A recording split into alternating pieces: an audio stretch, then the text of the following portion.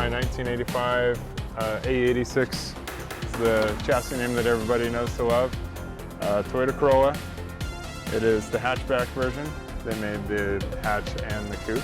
So Okay. And you have the coupe too. I have the coupe. Which we talked about a little bit. Yeah, but we talked about that. I've got both.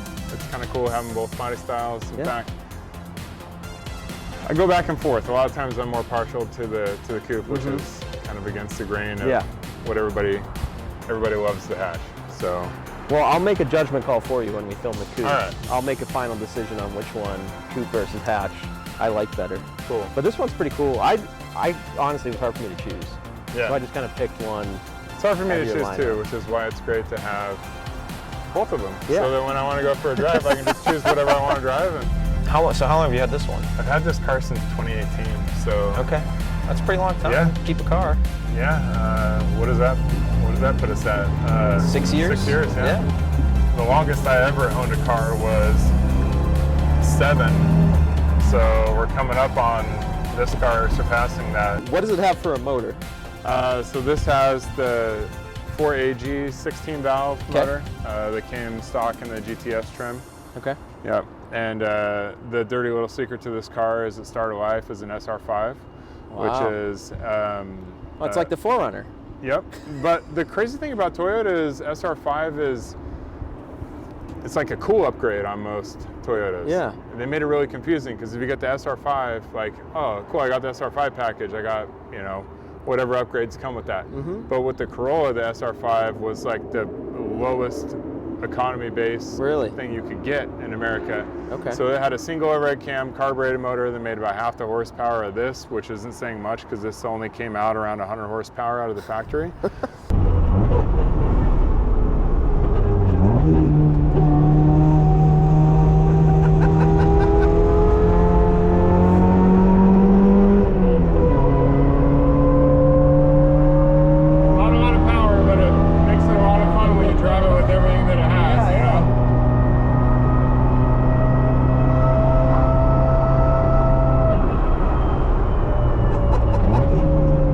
Fast, but it feels like you are. It does, yeah.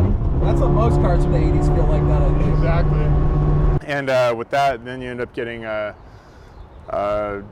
drum brakes in the rear with the SR5 and a smaller axle, and they were all open diff. So this car has been completely swapped over to the 16 valve GTS motor. It's got the GTS rear end in it with a limited slip and disc brakes. Disc brakes, cool. And over the last 4.5 years owning this, I've taken care of a lot of other small little details that most people don't know. So the front bumper on it is actually a GTS bumper. Oh, really? Those are different from the SR5 because on the SR5s they didn't have, there's like a little lip down here that comes out, and it was more of just a straight down thing. It didn't come down far enough. So I got the GTS bumper on there. I've got GTS seats. Actually, the seats came out of a JDM car. From a guy out at the Air Force Base that had imported them. Oh, cool. And so the seats and the front and the steering wheel are OEM from Japanese market.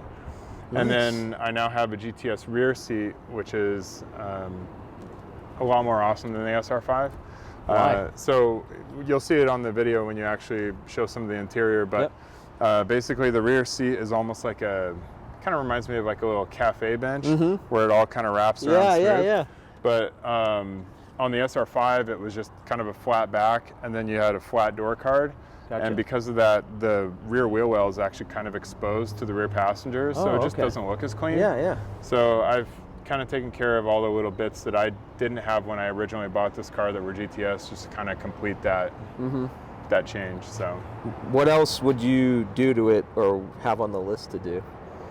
Oh, I've got a very long list of things to do on this car, but that they can go see on F2 Garage. Yeah, absolutely. Shameless plug. Shameless plug for my YouTube channel, F2 Garage.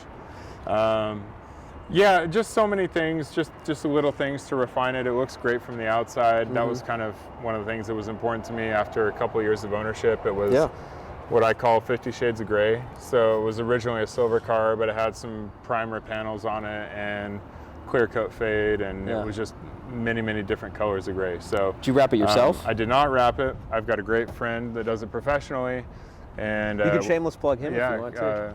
His name is Christian. I don't know. He doesn't have a YouTube channel, but shout out to my friend Christian. He did it, and we worked out a trade for some car parts. And Cool. It looks good. Yeah, no, Came out good. He's really, really good at doing it. That's the whole thing is with having a wrapped vehicle, it's should look like it's paint. It should.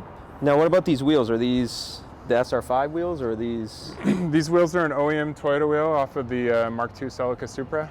Oh, okay. So they're probably the best looking OEM wheel from Toyota out of the 80s, and Remind me of like Camaro wheels or Yeah. Firebird wheels, kind of. yeah, so a lot of Corollas, if they don't have aftermarket wheels, this is the OEM wheel of choice on here. So. And it's a 14.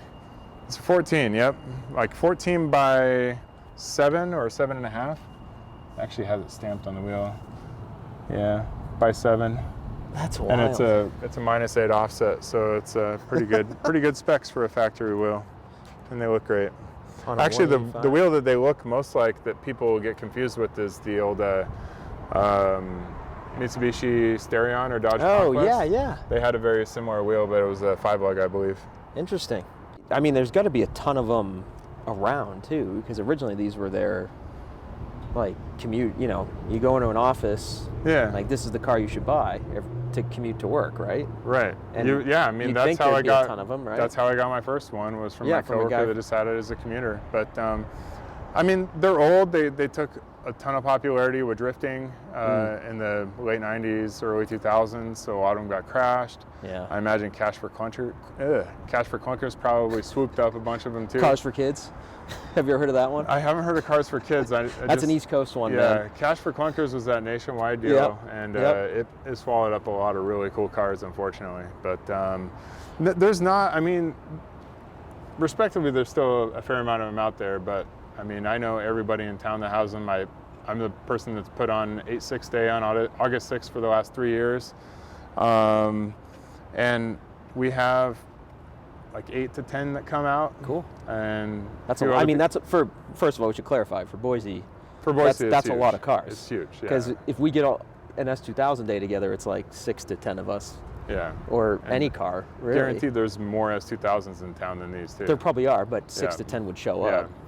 Yeah, So- I mean, I go all out to make sure that everybody that has Yeah. one that runs shows up, and it's been successful so far. And Cool. then we get a couple people that show up to have them broken in the garages too. So there's a Nice. couple more than, Yeah. 10 around town, but it's not that many. Yeah. What makes it perfect for drifting? Like, why was it so popular? Just maybe rear-wheel drive. Yeah, rear-wheel drive, manual. Yeah. So you got the first two basic things that you need, Yeah. and then it's really well known for having a pretty much perfect 50-50 weight distribution. Oh, is it really? Yeah. So it makes it a lot better. Fun fact about these cars, they're actually not that great for drifting. They are, but if you're good at it. So Gotcha. the whole Achilles heel to this car, I would say, is that it's a short wheelbase. So think of like a Miata. Yeah. Right? It's a lot more responsive. You have to be a lot faster with your reactions when you're actually sliding it. Is it a snap oversteer type of thing? Or? Yeah, I mean, it can do that. There's just a lot of unexpected variables that can come your way that you just kind of have to be a little more seasoned to handle a car like this. The perfect car is like an S chassis because it's a longer wheelbase and it's still 50-50 weight distribution. But Yeah. Don't you have one of those? I do. Yeah, I sure do. Oh, so we'll have to film that one too. Yeah, we'll have to film that one. But I mean, it seems like, how is it pretty light of a car too? It seems like it is. Yeah, these cars are right around 2,000 pounds. Because it seemed like you were able to really just, I mean, get this thing moving. Yeah, and you with know? 90 horsepower Yeah. and a tired motor that should probably be rebuilt, it does pretty damn good. That was pretty funny, and that was my first burnout or donut in a episode ever. Yeah, that You popped that cherry for me. I'll never forget it. I'm setting a hard line in the sand. Future people that you interview, get your crap together. Give this guy what he needs. Yeah. You need it. I It's need the fun. clickbait. You need it for the channel. Yeah. You need it for your health, your Yes. mental health. Yes. The driver needs it for their mental health. Yeah. Just kill little tires. It's fine. Yeah. The great thing about a car like this is it's so low horsepower that you can slide it around forever and the tires just last and last and last. True. Because you're not But- really burning through them. Yeah. That's awesome. What made you get into Corollas? So I started watching Japanese drift videos in the late 90s, like Option Video and Best Motoring. Okay.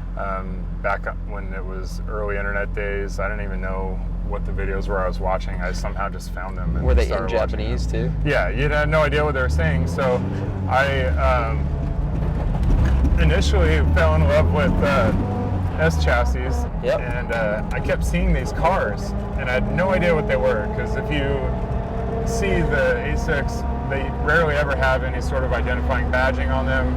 There's just kind of this really interesting looking car that drove really well, and I didn't know what it was. So finally somehow figured it out as a high school teenager online, and I knew I wanted one.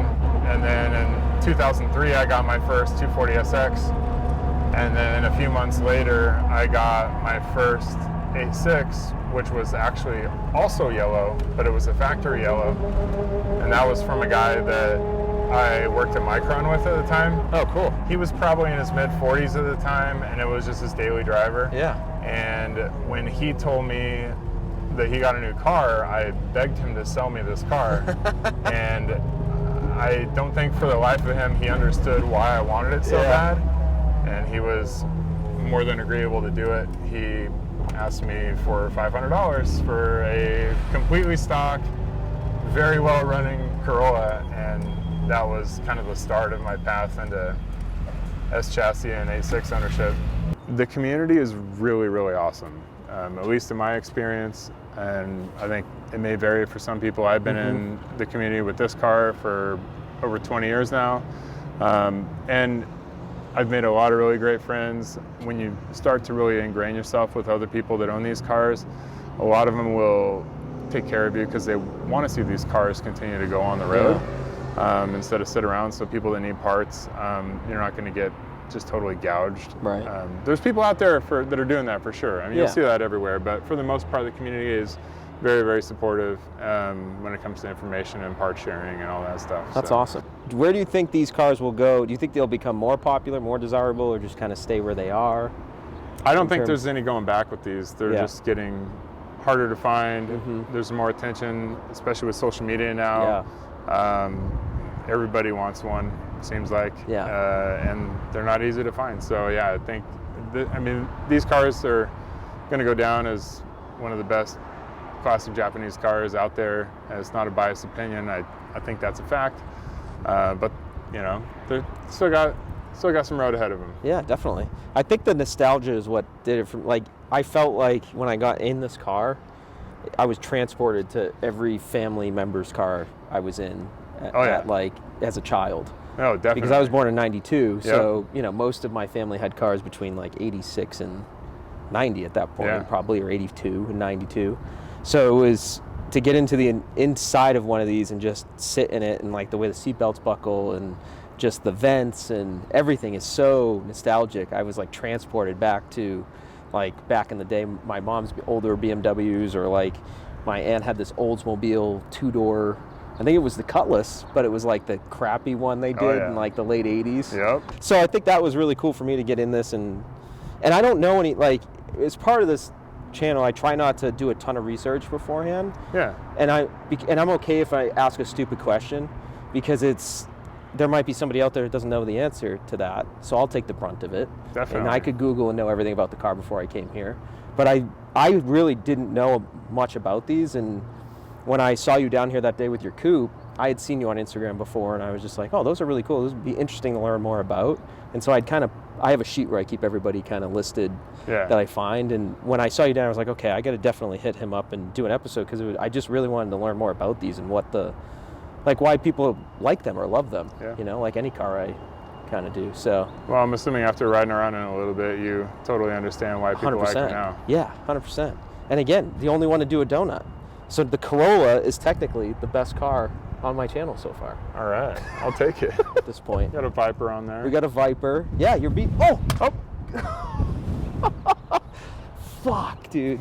That definitely just fucked. Yep. Oh, man. God damn it, dude.